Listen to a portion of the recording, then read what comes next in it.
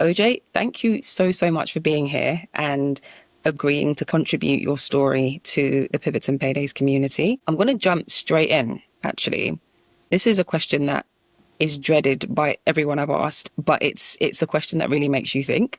Before your pivot, when you met someone new, how did you answer the question, what do you do? So I would just tell people I'm an IT project manager. I manage projects for a living. I love technology and I work in tech. But I never dreaded it. I really loved that part of my journey. Yeah, Because it's what I wanted to do. So when people ask me that, I'm always happy to say, yeah, this is what I do. I work in tech. yeah, Yeah. amazing. And what do you say now? So now I tell people I'm a director. I'm co-founder of a male grooming company called Beard Surgeon, which specializes in luxury scented hair and body products tailored for men. And we're located in multiple locations in the UK. I think you're being modest there. Did you guys just, if I'm not mistaken, open your sixth location Yeah, in so yeah, Manchester? we've opened our sixth, well, we're about to open our sixth location next month. Yeah. And yeah, it's been a roller coaster journey. One that I appreciate, one that I'm grateful for, but one that I'm still learning from. So yeah, it's been a journey. We've managed to, you know, build something from a product that we made in our kitchens. So it's been really insightful and impactful.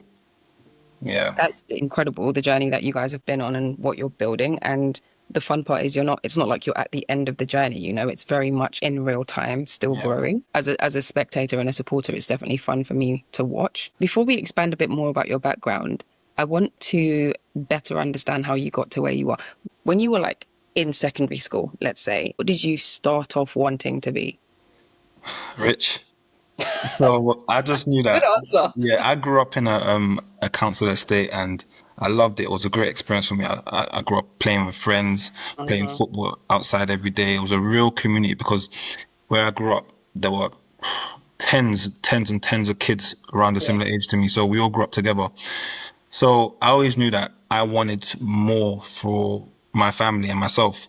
So Hmm. growing up in secondary school, I just knew that I wanted to be successful. I wanted to have a business, but I also knew that I needed to, study and make sure that whatever I'm doing, I'm good at it and I'm successful at it. So whether that be a job or a career path, Hmm. I always try to do different things, put my hands in different pies. So business was one. I always tried to start different businesses. Yeah. Very early on, I started selling chocolates and sweets in school, trying to Same. make some money. Yeah, that's the easiest way. You Yeah. learn about business that way. Yeah. You run into inventory issues. You run into competitors. You run into the authorities, aka the taxman, school teachers. You're not supposed to be Yeah. doing this. Yeah. Um, and then at the same time, I knew that I wanted to progress in a career that was lucrative. Hmm. And technology is just something I always enjoyed. I just loved playing with computers. And I just thought, yeah, this is what I want to do. And it wasn't until I got a bit older that I figured out exactly what path I would take in that Yeah. technology route. Yeah. That's incredible. Shall I tell you what I wanted to be? It sounds like you were probably more sensible than me, though, to be fair. I wanted to, I started off wanting to play basketball, if you can imagine. Basketball. I know. Hear me out. Hear me out. That's I that's I am hilarious. 5'2", so puberty made it very clear very Yeah. quickly that I was not gonna, go and play for the LA Sparks. So I had to Yeah. kind of Yeah. change tact a little bit. But that's incredible. I think for me, as someone that's kind of, I say, fallen into technology, it sounds like you were a lot more intentional in that decision making to kind of get you there. Yeah, so you know, secondary school, I studied IT. I Mhm. enjoyed, IT. I loved it. And then in college, I studied computing, and then in university, I studied computer science. So I just Oh stuck with it wow. throughout my whole education. Yeah. So you've kind of taken, if there is such a thing, the more traditional IT path in that respect. Yeah, Yeah. yeah. So I got lucky because I got into IT straight away as soon as I finished uni, and back then there were less opportunities. But if you were involved at that point, Uh-huh. it was very easy to just grow, and there was a lot of support. And Yeah. especially when I was working, there wasn't a lot of people my age. I joined the team and I was the youngest in the team of project managers. I got quite lucky in terms of how I became a project manager. But it was, yeah, I loved it. And there was a reason why I went down that route. It was Right. just based on the information I got at that time. I did a placement year in uni. So I was working for a company, McDonald's head office, and actually no, what I actually wanted to be was a footballer. Sorry, that's what I actually wanted to be. See, Yeah, I just remembered that was actually I wanted to be a footballer. I used to make wishes. You know, there was a thing where they said when you're a kid, there's this yeah. little plant. If you pick it and you blow it, and I don't know what it's called. Yeah, no, I don't know what it's called either. Is it dandelion? Yeah, maybe that's what it's called. And then you make a Maybe. wish. Yeah. I used to make wishes all the time to be a footballer. Every time I Wow. saw them. So that's Wow. actually what I wanted to do. But then when I got to second, no, GCSE stage, secondary Uh-huh. school, I just realized that I didn't really want it bad enough, and I Yeah. wasn't willing to risk not having decent GCSEs to become a footballer. Right. So that dream kind of died, and I just said, you know what, I'll find something else to do. But then when I started Interesting. working during my placement year, Mm. I came across a team of project managers, and it was an internship, so I was there with other students, and we were working there for a year. Mm. And then someone who was also part of that cohort was working in the finance department, Right. and they just let it slip what the different project managers are earning. And at that time, I saw a project manager was earning about £500 a day, and I said, "What? You can earn Wow. £500 a day? That is more than some footballers. Yeah. Some footballers in certain leagues don't get that much money." Right. You know, so I thought, you know what? Nah, yeah, I want to be a project manager. So that's why I decided I want to be a project manager. And Yeah. also, I'm not like the the most technical person. I hated coding. I don't like coding because I Yeah. find it boring. I get really frustrated when I'm stuck on something. So, and I always used to get stuck whilst I was coding. So I said, you know Yeah. what? I don't want to code. I like talking to people. I like working in a team. I'm very organized. And yeah, project management just seemed like the best thing for me. Okay. Yeah. Interesting. I I resonate with the hating coding part. I don't hate coding, but I think my partner is probably one of the very few people I know who love coding. He can sit at it and focus for Yeah. hours and Wow. find that one mistake. I can't do that. It sounds like Yeah. you also can't do No, that. hated So it. I can relate. But it sounds like you were quite practical in the way that you approached a lot of these decisions and quite intentional and the way that you approached building your career and what you want to do. Yeah. So being that the practical and traditional route was the route that you were on and it's the trajectory that you were on, what was the context that sparked the thought of a pivot? And then what was the catalyst that then mobilized that thought into action? So when the idea of beard surgeon came about, it was two of my good friends, Oh, Abby and Tari. They came up with the concept. They're bearded individuals, and when they came to me with the idea and they showed me the product, I fell in love with it instantly because I just thought it was something new. And this yeah, was just after COVID. And I always had the idea that I want to have a product based business. I want to have an e-commerce business, something that can make right, money whilst I'm sleeping. So that was right. always in the back of my head in terms of businesses that I want to have. Uh-huh. And when they brought this idea to me, I thought, you know what, this makes sense. I really like this brand and is a team. I'm not doing it by myself. Yeah. And luckily for me, I just had some capital saved up from my years of working. Uh-huh. So I said, you know what, guys? Yeah, I want to get involved. They wanted me to get involved. I said, cool, let's run with it. Yeah. Invested some capital, and then also I then said to them, you know, I'll bring my expertise, my project management skills to the business as a skill set. Uh-huh. And then very early on, I realized if the business was going to be as successful as I'd want it to be, I had to basically go all in. I had to Yeah. like put in, when I say all in, I mean put more of my energy and focus into it because initially I was like a minority shareholder.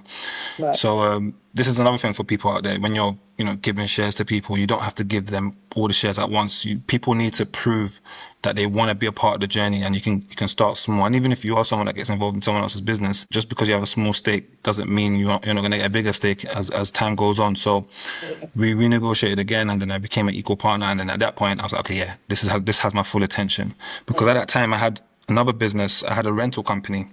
Okay. So I had a car rental company. So I was renting, well, Uber car rental company. So I was renting cars to Uber drivers solely. Okay. So I was juggling that. I was juggling my job, juggling the rental company, and I was juggling beard surgeon. And the pivot came. It was during my last contract. So I had a really good contract, working as a project manager. I was working for Pure Gym, and it was a great role. Got a lot of experience. Enjoyed the work, and I enjoy working for companies that I'm actually passionate about. So, for example, McDonald's. Very passionate about McDonald's because I love McDonald's. And then also Pure Gym. I'm a customer of Pure Gym, so I go to the gym. It Yeah. was very instrumental in my university life because I used to go to a Pure Gym Yeah. then. So I enjoyed working for them. And yeah, my contract was coming to an end, and the timing aligned perfectly with when we opened our first kiosk. So our Wow. first kiosk, the business was, I would say, the bed surgeon business for the first year was like a dormant business. We were trying to make sales. We're doing okay, probably averaging about 2 grand a month. And then we invested a lot of money as well. We were trying different things, seeing what would work. Yeah. Nothing seemed to work. And it even got to the point where I was thinking, you know what? I think I want to focus on other things. Right. And then my business partners, we sat down, we spoke, and then they basically charged my battery again. And then I was okay, yeah, let's go. Yeah. And then that year we started doing pop-ups in shopping centers. So the Wow. unique thing about our product is the scent. That's our USP. So as you can imagine, when people get to smell that in person, they can resonate more with the product and they can enjoy the product a lot more. So when we started doing that, we saw sales go through the roof. So we started doing pop-ups every day, splitting up. There's 3 of us that run the company. We started splitting up, doing pop-ups in different locations: Wow. Lewisham, Croydon, Westfield. And then in about 3 months, we went from making 2K a month to making about 75K in 3 months. Wow. And that's when we realized, well, guys, we're onto something. So we then decided to open up a kiosk. And a month before we opened up the kiosk, my contract ended prematurely. And my other business partners, they were out of work as well at that time. So we said, you know what, let's just go all in. And the Yeah. fact that they were going all in gave me the confidence to go all in as well. And I just did some calculations, and even though I wouldn't be making as much money, I would still be making enough money to just sustain myself. So I thought, you know what, no dependence. Let me just take the risk and go for it. Yeah. And that's what happened. I think that's brilliant. What you've said around the fact that when you guys were starting Beard Surgeon, you factored in the fact that you wouldn't be doing it alone. You had co-founders. I Yeah. think that's so important because you highlighted there various kind of points in the journey where it would have been very easy to decide to do something else. And Yeah. I think a lot of founders or a lot of people more generally, even if you're not an entrepreneur, that's probably quite a relatable experience in terms of maybe stopping too soon. Um, and of course, it's context dependent, right? It's going to be different in every case, and you should always analyze and understand what the variables are for you at that time. But I think that's a really incredible thing that stuck out to me with what you said. As you were going through watching Beard Surgeon grow, and you were obviously juggling your other businesses, you were juggling your full-time role, what variables did you factor in the most to make you say, I'm going to let go of the other things? I'm going to solely focus on this and be okay with that internally. So it's very simple. The money that you're going to be getting from your business, is it enough to pay for your bills? So if, for example, your bills are 2K a month, Uh-huh. will you be earning 2K a month from your business or 3K a month from your business? And the Right. money that's left over, are you able to still have a decent standard of living on that money? And that was it really. Like the fact that, I would still be making some money so I could pay my bills. And also the fact that I had other sources of income. So for example, when I was saving up for my first property, I started doing Uber on the side. Okay. Amazing. Yeah, so I started working as an Uber driver. So I'll be doing Uber on my way to work and on my way Yeah. back. I do not recommend, by the way, I because can imagine that yeah, would, yeah, it's that too, would be a it's lot. too much. Like, I remember one time I almost fell asleep at the wheel because Wow. I was so tired. But yeah, Yeah. I do not recommend. But yeah, weekends, great. Have all weekend to just work, and Uh-huh. so I always had that in my back pocket. So whenever things were tight, even till today, if things are tight in the business and I can't get the cash that the business owes me that I've invested, because of cash flow issues, or the business isn't able to pay me anymore as much as it used to, because I now have to allow the business to grow without me. So I have to employ people Right. to do those things that I was doing. So I can't take that money anymore. Then I have Uber in my back pocket, which is a bit more flexible. So I can do it when in my free time or when I choose. So those two things, the fact that I had that um income stream, and the Uh-huh. fact that the business would be able to pay me enough to pay for my bills at that point, those two things, and the fact that I wasn't doing it alone, I was doing it with my business partners. All those three things is what gave me the confidence to be like, you know what? Yeah, I'll do this. Yeah. That I really love that you've said that. I think a lot of the time when I speak to people that are in a similar situation, there's always kind of a, maybe not overtly, but it always feels to me like there's like a shame aspect to needing to pick up another job, or needing to, do something part-time. There's the shame element, but also there's like the balance between, getting money in your pocket now and that taking time away from the thing that you need to do. How do you Yeah. approach that balance? So I feel like in life there's different phases. Uh-huh. Certain times in life you're in a position where you could be over leveraged. You could have invested a lot of your capital. You could have a lot of debt at that moment in time. So at that moment in time, although you want to spend more time growing your business because in the long run that's what's best for you. But at that moment in time, what you might need is just money. Yeah. So and this was a few years ago. This was like about 2 years ago, 2.5 years ago.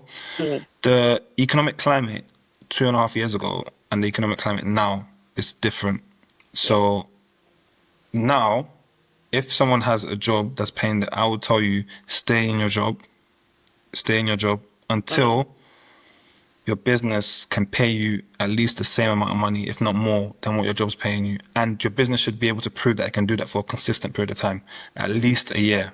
Uh-huh. Because this is not the market to be quitting your job and going full guns blazing in business. Uh-huh. But yeah, just understanding that, this is what I need right now. Right now, I need to pay my bills. I need to feed my family.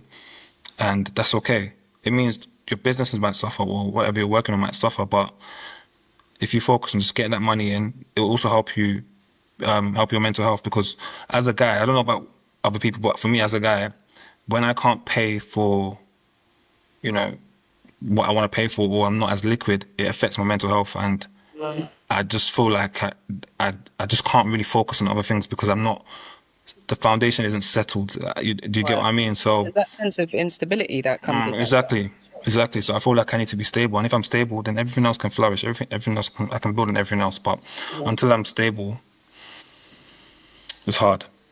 So for you, it comes down to doing what you need to do to gain that stability element.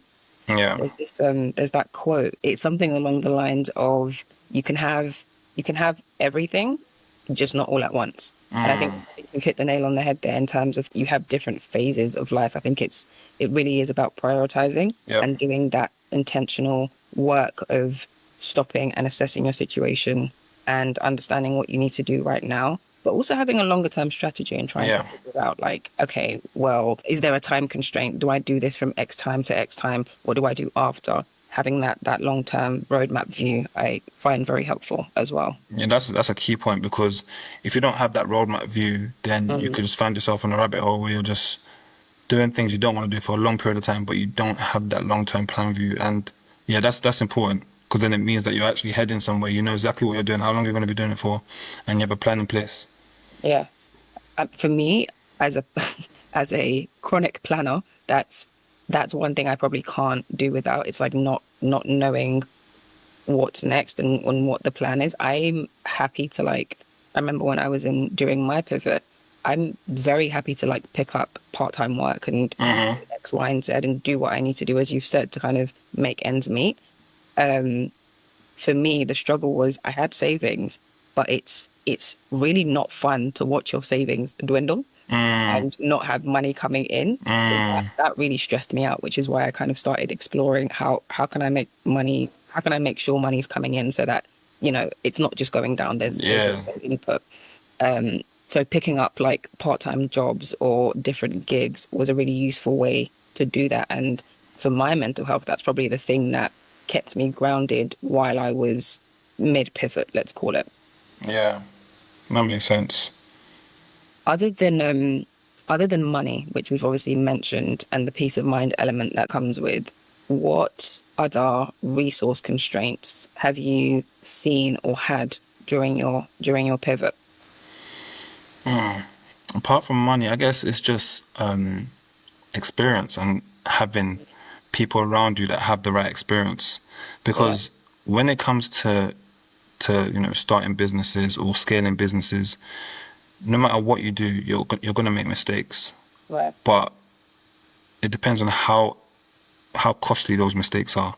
Those mistakes could cost you your whole business. Yeah, Those mistakes could cost you, you know, the progress that your business would make in 3 years. It could take 6 years because of those mistakes.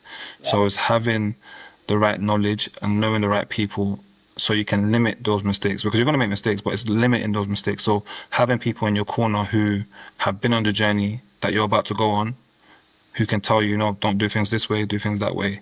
I mhm, think that's a key thing. And that's yeah. something we didn't really have enough of when we started Beard Surgeon. I boil that down to probably like social capital. How did you get around it? Like, what kind of creative hacks can you share with the people listening, to bridge that gap almost? Yeah, so once you start documenting your journey, documenting what you're doing, Hmm.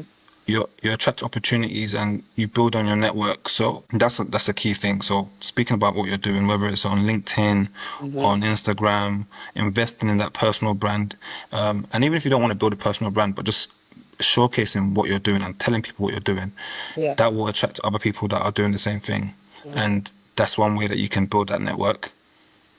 What And are your, yeah, speaking to other people who are being intentional about speaking to other people. So, for example, I remember there was another brand at the time who was a male skincare brand, and they were on Dragon's Den, and I loved what they were doing. Temple, they were on Dragon's Den, and I loved what they're doing. And I reached out to one of the founders on Twitter, just dropped him a Mhm. message saying, "I love what you're doing.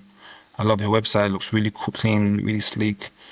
By the way, who made your website?" And then he Mhm. told me who made his website, put me in touch with that company, and then that's how we built a network. And then he invited me to another event, and then Yeah. at that event, I met loads of people who are in the industry who started businesses, and that's you have to be shameless. You have to reach out to people, network. Yeah. Isn't it weird how there's this like, there's so much like shame that is attached to like being seen to be trying and being seen to be building out loud is a phrase I see thrown around a lot. But there is a lot of shame to it sometimes, especially for some people. It's really nerve-wracking for some people, the idea of being told no, or someone ghosting them or someone not responding is enough of a deterrent to like Yeah, not do it in the first place, right? yeah. You have to be shameless, and all those things you just mentioned. When we were building Bed Surgeon, we Mhm. experienced those things every day because we became salesmen for the company. So we're on the front line in the shopping center, speaking to Right. people every day, getting rejected. Sometimes I, Yeah. sometimes I lose myself and I say things in my head that I shouldn't say, but I have to remember, look, it's fine. No one owes you their time. Don't be entitled. I have to constantly tell myself that, Right. because sometimes it can be a bit discouraging, disheartening, Yeah. definitely. But then you remember there's good days and there's bad days. Right. And when it comes to business, you have to be shameless. Like you Hmm. cannot care about shame. Shame doesn't help anyone. It doesn't. So when it It comes to doesn't business, pay. It anyway, doesn't pay. it Shame doesn't pay. doesn't It pay. doesn't pay. So that's something you have to get rid of. And the only way you get rid of that is by going through those things you just mentioned. The rejection, embarrassment, and then it'll get to a point where yeah, okay, I've felt this before. I don't care anymore. Right. And then you just remember the progress that you're making, the little steps that you're making, the Hmm. building blocks, and you hold on to those because where you are today is not where you were yesterday or the week before or last year. So you hold on to those things, and the shame, it just builds resilience. It's one thing to say that we see it all the time, right? Resilience is such a thrown around word, but to actually have resilience and to be able to keep getting back up, that's a real skill. What do you think has contributed to you being able to have that mindset to bring into the business that you're running now? I think it's when you keep promises that you make to yourself. Mm, So it's very important that you don't break promises that you make to yourself because if you can't trust yourself, Right. then you're not going anywhere. You're done Right. before you even start. So, for example, if you tell yourself, you know what, I'm going to go to the gym 3 times a week. Uh-huh. And even if you do break that promise to yourself after 6 months, Right. or after 3 months, or even after 1 month, you had 1 month of consistency, and you build on that so that you know that, okay, next time I make a promise to myself, I know I'm going to be able to stick to it for at least 1 month. Right. And it just accumulates. So you start to build trust in what you say to yourself. And I Mm-hmm. think that's very important. Not breaking promises that you make to yourself. I completely agree. What was the last promise you made to yourself that you didn't break? That right now, I promised myself that I'm gonna go for a 5K run once a week. Yeah, so Okay. I'm on this week 3, so I've stuck to it for week 1 and week 2. Amazing. So this week I'm gonna go again for a 5K run, and we'll see how long it lasts for.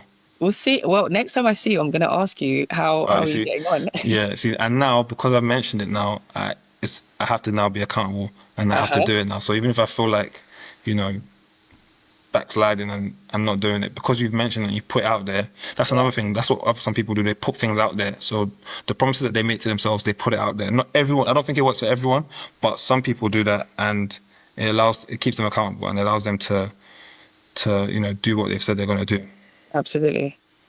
I think once you do put things out there as well, sometimes if it goes your way and you see what happens and like what you attract and that community and how willing people are to help and Yeah. support you, it's it's a muscle at the end of the Yeah. day. Exactly. I know it can be uncomfortable for some people and it's really scary to put yourself out there in that way, but it is practice. And I think you'd be amazed usually with how willing and able people are to support you to get to where you are. Yeah. Incredible. Okay, so how has your idea of risk changed and evolved during this process of your pivot? Because obviously you described in the beginning how you started off quite practical and quite intentional in building your career. How has that changed for you pertaining to your idea of risk? So I think now, initially, even though I was very practical, Uh-huh. I was a big risk taker. So I would, if my decisions only affect me, then they only affect me. So I can take as much risk as possible. Right. As I've hit my 30s, I have my fiance to consider. Hmm. So we're building a family unit. So I can't just make decisions that are going to affect me anymore. I Yeah, have to make decisions that will affect, both of us and the family that we build. absolutely. So now I would say I I still take risks, but I take risks from. So, for example, I take risks from my previous risks. So, how do I put it?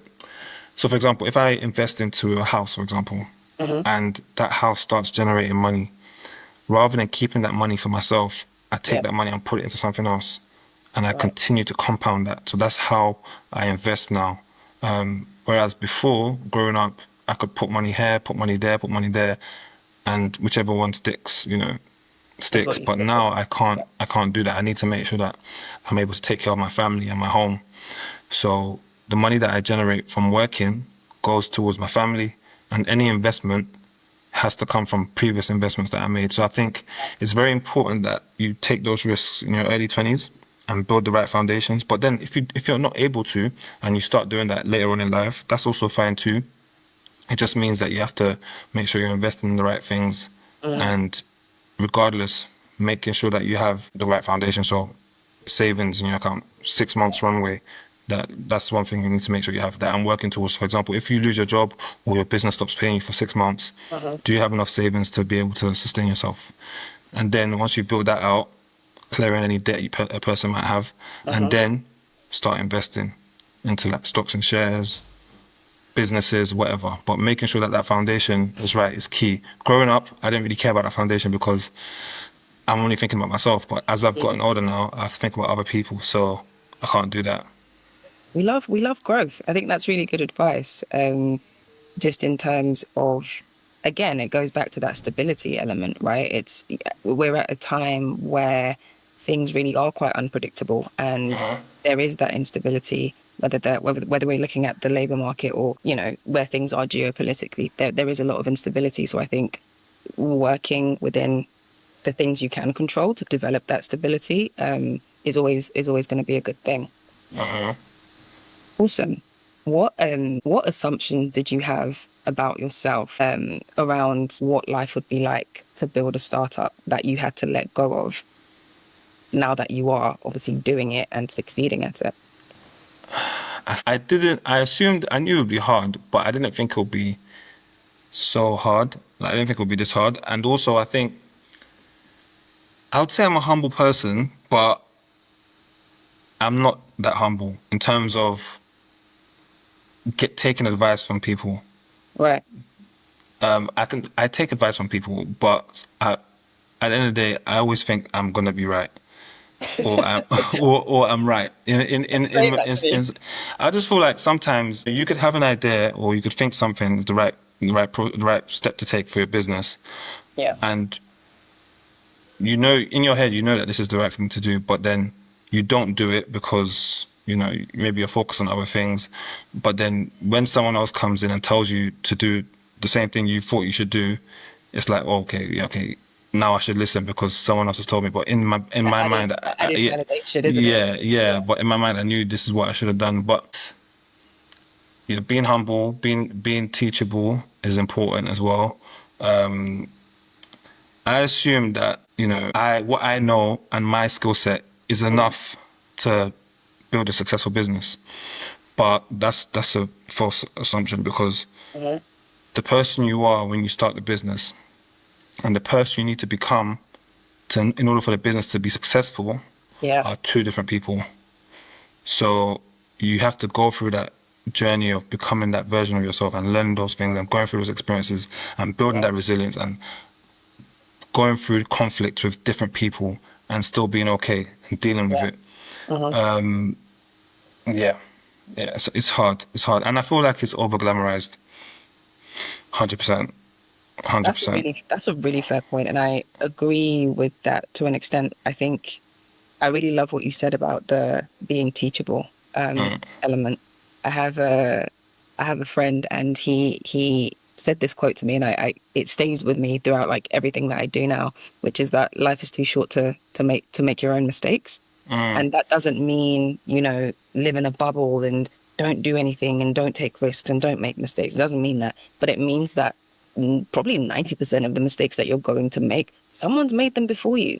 Go and find those people and talk to them so that Yeah. the mistakes that you make are brand new mistakes. Yeah. They're you actually like exploring new territory and doing new and innovative things, not things you could have avoided had you just spoken to someone. I think that those are the things that are quite painful when you realize I didn't have to make this mistake. I could have just spoken to X mentor or X teacher. Yeah.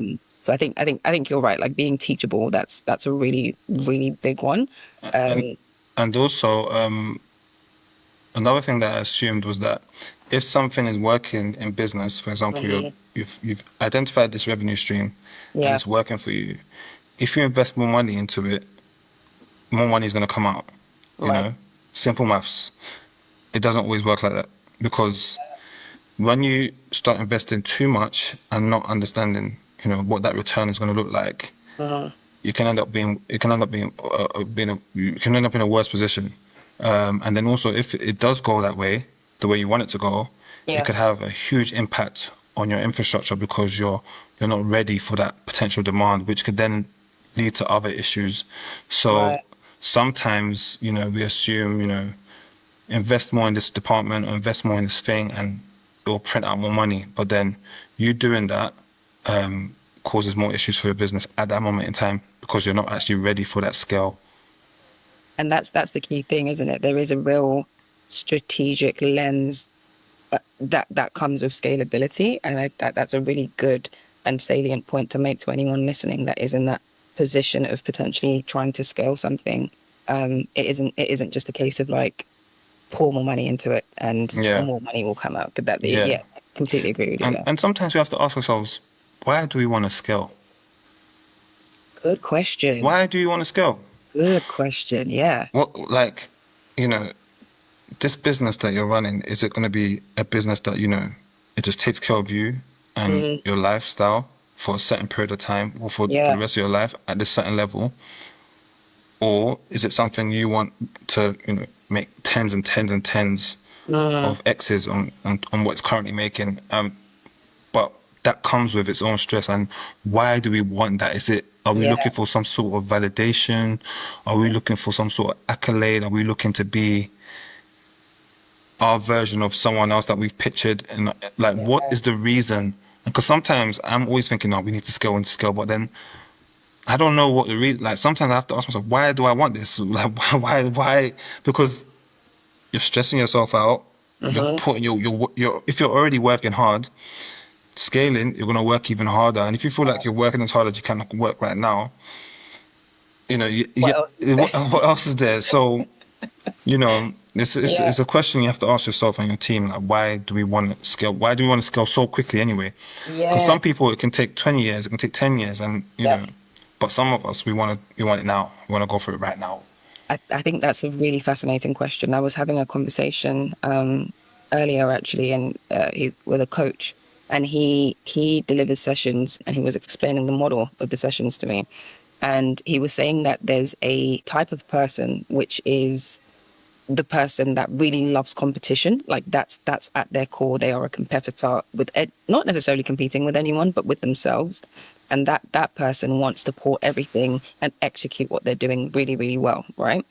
And when you get that type of person, which is, in majority of cases, the type of person that becomes an entrepreneur and goes into business, when you get that type of person, they become more enamored potentially with just winning and doing, just putting out exceptional output. And they do that and they keep progressing and keep progressing and keep progressing. And in your case, keep scaling, keep scaling, keep scaling. And you get to a point where you then look around and you're like, I don't know what I was competing for. The things that I've won, quote unquote, these are not, this is not a prize. I got here because I just kept competing and I just kept going because that is what my nature is. So I think what you said there is really important and relevant because you do need to stop and ask the question frequently, and really, really be honest with yourself and make sure you understand what game you're playing and why, Yeah, and yeah, not just you're a competitor who competes, so you're just moving forward and moving with where anything takes you, you know? facts. That's a question. Yeah, it's a really, really important question, actually. Thank you for bringing that up. Okay. When you got started, so the pivotal point between, oh, this isn't going so great, I might think about doing something else. What was the kind of small tactics or hacks that you think that, you and your team did, uh, where you saw those exponential wins? So I would say, basically, for us, becoming the faces of the brand and Hmm. literally putting ourselves out there every single day Yeah. to generate sales for the business, becoming the salesperson, because no one's really gonna sell your business as well as you are. Sure. So really understanding what that looks like and going out there and selling your products, those things change the business for us. I would say also getting the right support. So one thing that we did, we learned from our mistakes. So we tried to get our friends and families involved in the business, Hmm. to help, with manufacturing, operations, and it worked for us for a while. But then when your business is making money, sometimes you feel like you need to spend it so you can make more money, as I was Right. saying earlier. But then you end up spending it in the wrong way, and you end up making mistakes. So one thing we did was, at the start of 2023, a lot of the contractors that we had working with us, on a part-time basis, who were paying tens of hundreds and thousands of pounds each month. Mm. We basically told them we couldn't, keep them on, and we then outsourced a lot of that work to full-time staff members who are based in Africa, for example, Ghana. Right. So what that done was it gave us a full-time employee at a fraction, or a full-time contractor at a fraction of the cost we were paying for part-time contractors in the UK. So Right. that took a lot of the pressure that we had on our cash flow, and that helped us because now you have people who are full-time Really dedicated to your dedicated. business, Yeah. and you can grow with them and you can bounce off them and you guys can work together. So that was a big shift in our mentality. Hmm. Good Yeah. tip. Good tip. What's your, we touched on this a little bit, I guess, but how has your idea of success changed as you're going through this journey of your pivot? I think success is what makes you happy. It's what makes you happy, but I think success is freedom. So if your business isn't making that much money, but it's profitable and you don't have to, your days are not jam packed with different tasks that you need to do and different meetings that you need to do to run your business, Hmm. and I think that's success because you have that freedom. I think we're all looking for freedom to do what we want to do with our time, go on Yeah. holiday when we want to go on holiday, spend time with our family, socialize with our friends. If your business is doing well, but it takes so much out of you that you can't even meet up with friends to have a drink or play football or go to the gym, Hmm. then I don't know. It's not success, but if that's only happened for a short period of time, great. But if it's consistent, year Yeah. after year, anytime someone speaks to you, all you're speaking about is business. It's like what are you about your business? Like, Right. it's like you're so consumed with your business is taking over your whole life, which can easily happen. And I feel like it's the case with me, but sometimes I need to just remember I was somebody before I started this business. I Right. will be somebody after this business. And it's important to just have that distinction and have that free time for yourself. Yeah. That's that's a really good point. When you're pouring yourself into anything, whether it's business, whether it's your full-time job and anything, once it like becomes your entire identity, you're probably treading in dangerous waters a little bit because should anything unforeseen happen to that role or that business, then it kind of leaves you at a bit of a loss to who you are and what Yeah. you're supposed to do and where you're Yeah. supposed to be. And I think for a lot of people, that's unfortunately a position they find themselves in, and then they need to do the work of Yeah. figuring that out, and that's not an easy thing. Yeah. That's exactly what happens. Yeah. Yeah. What's obviously we've talked about all of the not all of the, I'm sure not all of the wins. We've talked about lots of the wins of the pivot and everything that you guys have managed to achieve at Beard Surgeon. What was the biggest challenge or pitfall that you can remember or that comes to mind? What happened and how did you recover from it? So in terms of the pivot, I think one of the biggest challenges for me, and still is till today, is the fact that if I continued working, I feel like I would still, I would be making more money than I'm making right now, Hmm. personally for myself. Of course, the business is growing and eventually at some point it'll pay dividends, but not being able to have that, not having the luxury of, okay, every month I get paid, I have X amount just Yeah. sitting there that I can do whatever I want with. Yeah. No, it's literally, you know, living month to month for the past couple of years because I've put so much into the business, Yeah. physical, my health, my mental capacity, my money. I put everything into the business. Mhm. So managing that on a monthly basis and still, staying afloat whilst life is still happening around you. You still have other things you need to do as part of your life has been the biggest challenge. Definitely, that's been the biggest challenge. Yeah. And in terms of business, is so many different challenges of business. I would say one of the biggest mistakes, we're talking about mistakes, like, mishaps, right? Yeah. Yeah. Missteps. Yeah. I would say when the business was scaling, we we invested in a manufacturing space. So we invested in the manufacturing space and we invested in a manufacturing team. Now, it was at the time it seemed like a great idea, because we had a few locations and we were making a lot of money. But in hindsight, it was a big mistake because what we should have done is we should have just outsourced the manufacturing because it would have given us an opportunity to focus on other departments that were more critical. And what happened was, because we had the space and we're paying for the space, we felt like we had to keep producing. So we produced so much stock that for about 9 months, 9 to 10 months, we didn't have to produce any stock because we had done Wow. so much production the year before. So we weren't really tracking our inventory processes effectively enough. So, I mean, that's great because it means you don't have to, manufacture products, but it means that a lot of money was tied into that. A lot of money that could have been used elsewhere, Other things. you Yeah. know. And what happens in those situations is, if you're trying to scale and you need money, you end up getting expensive finance. So you get loans, and these loans, they're really expensive. Yeah. So that impacts you in the future. Mm-hmm. So I think those are some of the biggest mistakes. And rather than, keeping one location and just stretching that location out for as long as possible, we decided to, okay, one location's working. We've been there 3 months, 4 months. Let's open the next one now. And Right. that's what we did. And it works well for that year, but then things don't always go the same way.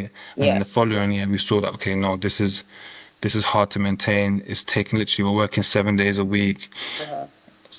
You start having health issues. So I would say keeping your growth lean initially and only using the majority of the capital that you're generating is the best approach. Depending on the type of business you have, but then when you start getting expensive finance to grow your business, it's like you're pushing the growth. You're trying to push the scale, Right. and that can have very, very negative financial implications on your business. Mm-hmm. Yeah.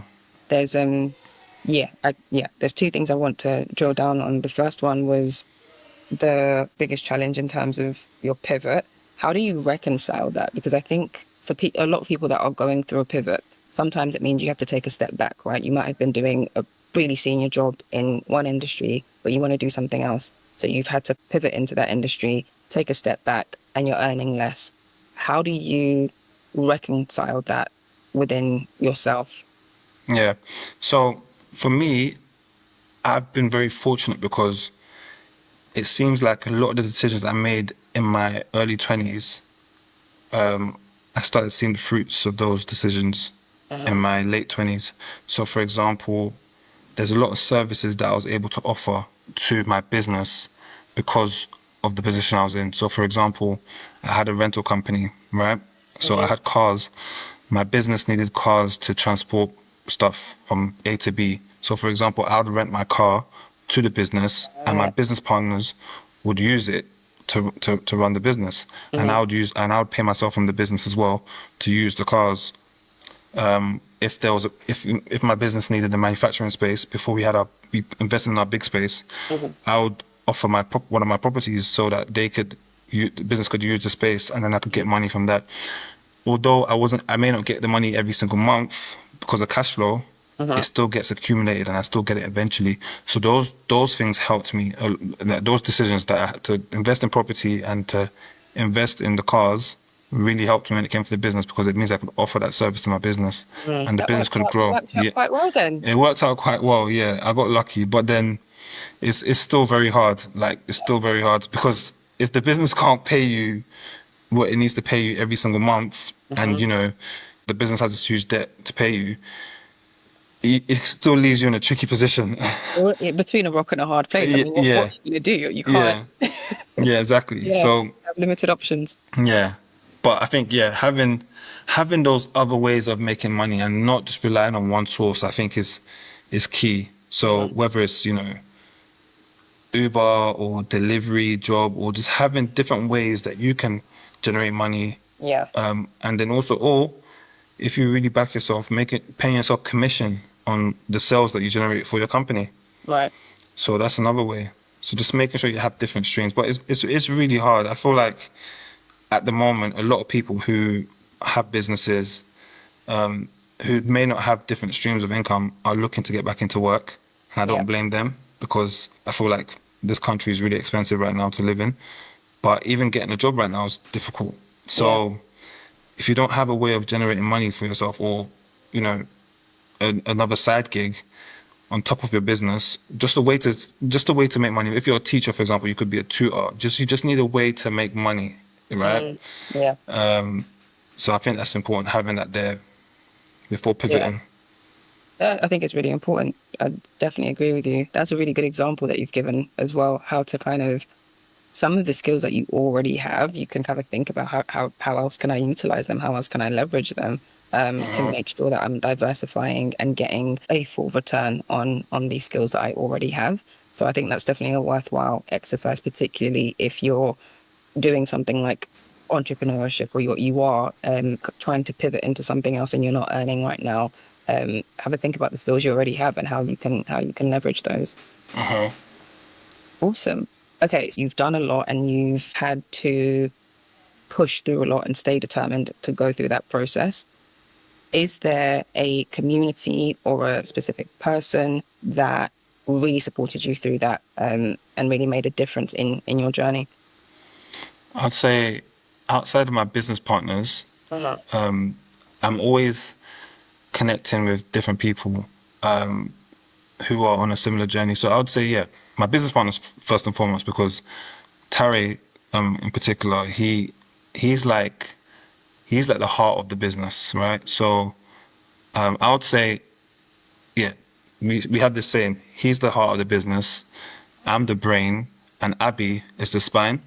Mm. So without those two, it's impossible. But they have really helped me in terms of just giving me that motivation, and I'm not a very emotional person, so I always keep things to myself. How I'm feeling, I don't even know myself how I'm feeling most of the time, because I don't think about how I'm feeling. I just go through Oh, life. Yeah, I just go through life.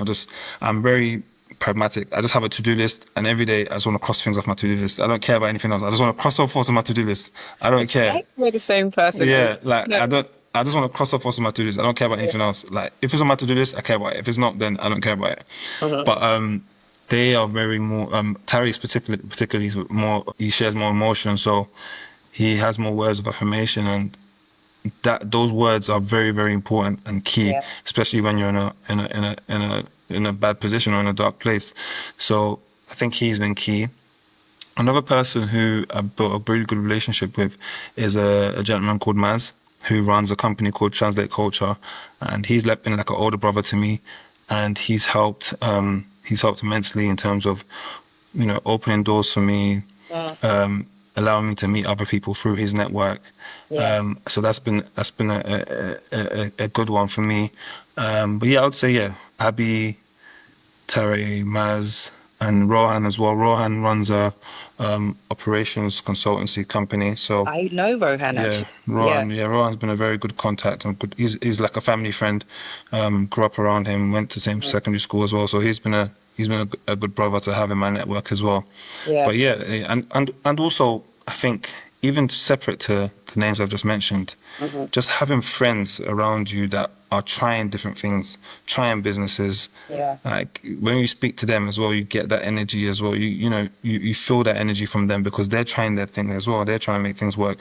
And yeah, I have a number of friends who are doing different things and Yeah. trying to make things work. So I lean on them, and even if it's in the corporate space, because one thing about me, I always viewed my my corporate career, as Mm. a business. Interesting. I always viewed it as a business. Explain that. So, for example, you're working for a company, they're paying you a Mm. salary, you're offering a service to this company. Mhm. So the company is paying you for your service. So the better you are at offering that service, the Right. more you can dictate and the more you can demand. So I always saw when I was becoming a project manager, I always tried to be the best at what I was doing, because I knew that one day, okay, I can dictate where I'm going to work, who I'm going to work for, because of the experience I have. Right. And if you treat it with that mentality, whenever you start your businesses, you have that same mentality. Right. So you have to take pride in what you're doing, regardless of whether you like it or not. Yeah. Because in business, there's going to be so many things you have to do that you don't like. Yeah. So so you have to take pride in it, and make sure you do it to the best of your ability. Same Yeah. with work. I saw it as a business. I showed up for years. I did what I needed to do for years. Uh-huh. And that mentality is key to whatever you're going to do in life. Absolutely. I really Yeah. like that you named people that you met through various means. So you said Rohan was a family friend, someone that you'd grown up around. You named your business partners. Um, it came back to that community piece. For someone who doesn't necessarily have the biggest community, or someone who really struggles to like reach out and garner that kind of support, is there anything that you would recommend doing? Yeah, I would say you don't have to physically know someone for them to be a part of your community. So, for example, if you draw inspirations from listening to different podcasts of different individuals doing different things, in your mind, that can be your community, because Yeah. for example, right now, I've been looking a lot into AI and the impact that's going to have on our future. Uh-huh. And I was just recently listening to a Steve Bartlett podcast on it, Yeah. and I feel like I was in that conversation, because Yeah. the conversation that they're having, I'm taking notes. I'm saying, okay, I need to implement this. I'm going to do this. I'm going to do that. That's Yeah. just from listening to that conversation. So if you don't have a big network of people you can speak to and talk to and generate ideas with, you can draw inspiration from the people that you look up to. Right. So the people like Steve Bartlett or other business owners or other people that are doing great things, and draw Mm, inspiration from what they're doing and have that in your artillery for when yeah. you're ready to, when you need that extra push, you know? Yeah. I think as well, just to add to that, there's um there's this concept of like when you're joining a community or when you're meeting people, it's the thing that's the forefront of your mind a lot of the time is like how can they add value to me? Mm, you know but I think particularly if you're not coming from like a huge network, or you're quite new to it, maybe you're a graduate, maybe you're just entering the workforce, have this concept of like, how can I add value? yes, Because 100%. that's a really, really good way to open those doors. That's a really, really good way to start building up your expertise. And That's the best way. it's a really, really great way to start offering something in return, and you're going to see that value come back around to you. So I think that's what I would say in terms of like getting that ball rolling and getting started. Yeah, like speak the people you have around you. Think about how can I add value, Yeah, and sometimes you might meet someone, and you might not add value, or they might not add value to your life for 5 years, 6 years. You very never true. know who's watching. You just have them on your contact. You have them on social media, for example, Instagram or Mhm. TikTok, and you never know what you could be doing in the future that Absolutely. you might work with them and collaborate with them on. So that's another, like, just because you meet someone today doesn't mean that you need to utilize that network today. It Yeah. could take 10 years, it could take 5 years. Hmm. So I think that's key, and just having that patience, and like you said, always thinking about, okay, how can I add value? What Yeah. could I do that could help this person? Hmm. 100%.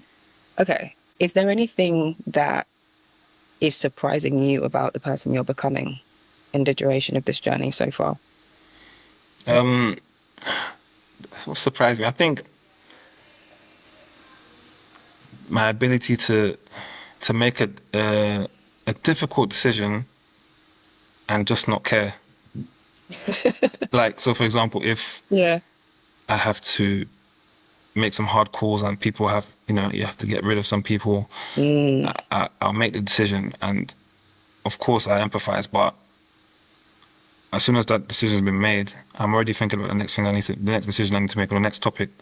yeah. So just, removing emotion, and I think that is a bit surprising. I don't think it's a good thing, but I think in some instances it is good, because you just need to be able to just get through what you need to get through. But Yeah. that has surprised me.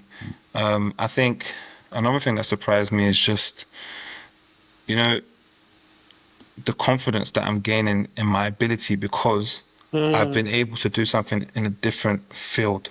So, for example, when I've always been confident because I've been able to progress in my career. right. And what's this thing they say?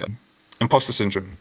Yeah. So I remember in my career early on, I did have a lot of imposter syndrome, because I joined a team of project managers who were in their mid 40s and I was in my early 20s, and I just felt like I didn't belong, and I just felt like I would make a lot of mistakes, but I had a lot of support which really helped me. But sometimes I'll go to the bathroom at work and I'll be looking in the mirror and I'll be like, OJ, you can do this. Come on, let's go. Right, right, Let's right, right. go.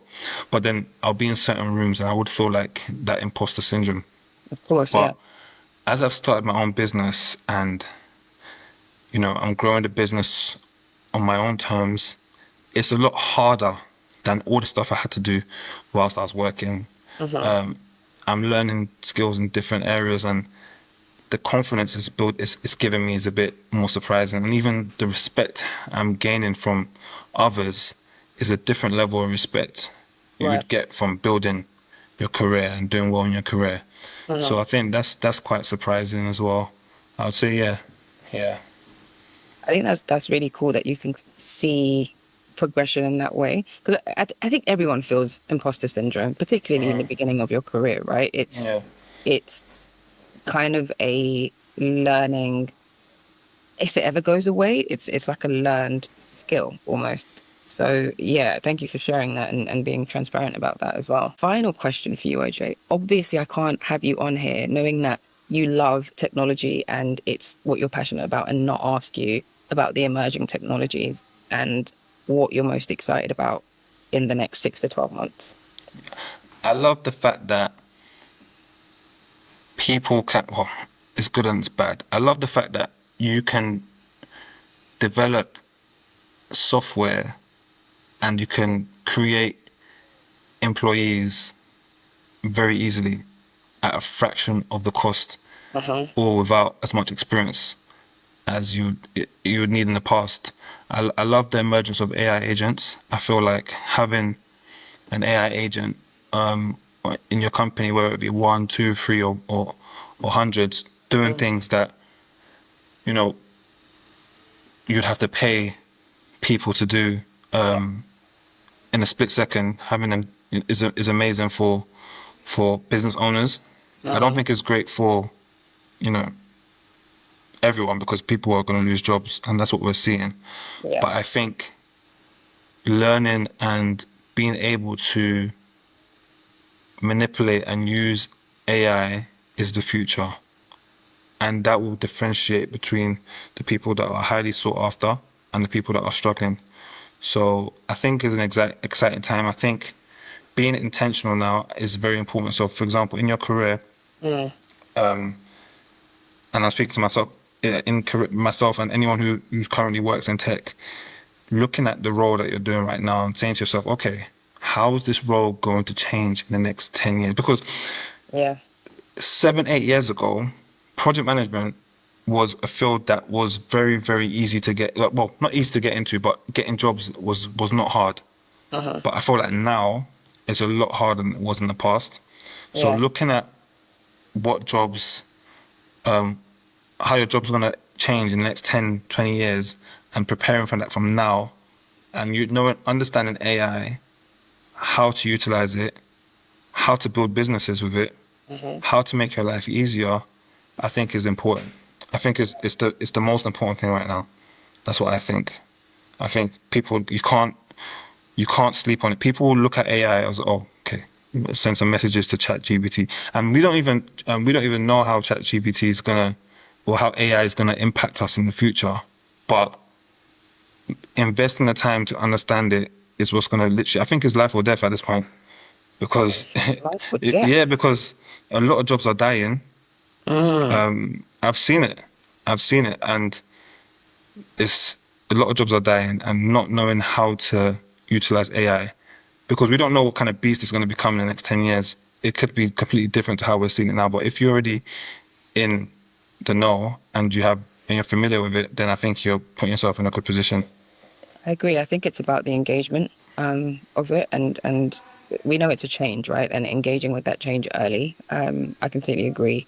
Um, I think there's a lot about AI we don't understand currently, and it is in its infancy. So this is a really good time to get in front of that, understanding it better and understanding how to leverage and utilize it. It's probably quite hard to think, you know, even 5 years out, we don't really know what that's Yeah, going to look like at the moment. So yeah, 20 years out, I can't even imagine. But I think you're right. If you can get in front of engaging with that and building up your skill set, that's kind of why I wanted to create this forum because I think over the next few years we're going to see a lot more people pivoting, and not sometimes out of necessity. Sometimes that's going to be because you've been made redundant, or that's going to be because, your job has been, taken by AI agents. But that pivot and that rethinking about, okay, what do I want to do now? What field do I want to get into now? Yeah. And approaching that pivot and navigating that pivot, I think that's something we're going to see a lot more of. And I'm hoping that these stories will give people many roadmaps of like how to approach that and how to navigate that. So we'll see. We'll see 100%. how it One goes. thing I'm doing at the moment is I'm literally listing out all the things that I do for my company that I Mm, feel like I can have an agent doing for me. And then yeah, I'm going to build out a solution to do all of that so that, I can then focus on other things. right. I think that's like for business owners, that's like the first step. And if you can't build it out, then, you can get in touch with certain people who can help you build it out. Mhm. But yeah, I think that's the first step. Okay, that's interesting. That nicely leads on to my next question. I know I said the last question was the next question, but I have to ask you this. So it sounds like looking into agentic AI, particularly for business owners, that's something you would recommend as like a resource. Are there any other resources that you would recommend to someone that's pivoting right now? Someone that's pivoting, I would say, apart from just making sure that you're, listening to pivots and paydays, Naturally. and what's happening. Apart from that, it's just, yeah, building that community of other people who are pivoting so that you know what other people are investing in and know what other people investing their time and money into, so that when you do pivot, you're not just only focused on one thing, which is your business. You're also focused on, okay, is there a community of people who are investing in stocks and shares? If Yeah. they are, okay, what kind of a share should I be investing in? Having that there, or is there a bunch of people who are investing in businesses? Okay, what kind of businesses are people investing in? Let me see if I can invest in there. Or are people investing in property or whatever is working for people? Having knowledge of what other people are doing and putting small seeds in different pots, I think is important, because when you focus on just one thing, it's great. But when I say focus on other things, I'm not saying put all your attention into other things. I'm just saying plant little seeds Yeah. so that whenever, business is down, or you're not getting a lot of joy from this one stream, you have Mm. other streams that could be paying you. So I think that's important. It's that piece around diversification, really, isn't Uh-huh. it? Yeah. Yeah. Yeah. Amazing. Okay, OJ, that has been a phenomenal conversation. And thank you so, so much for all of the transparency, but also all of the advice and the gems that you've given to the community. I really, really appreciate your time. And Yeah. that's a wrap. Thank you. Thank you for having me. It's been a great talk, great experience.